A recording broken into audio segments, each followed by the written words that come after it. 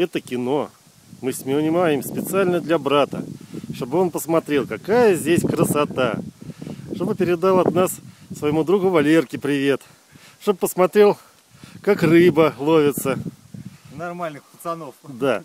Вот мы тут немножко карасят наловили. С карпятами. Вот, с карпятами.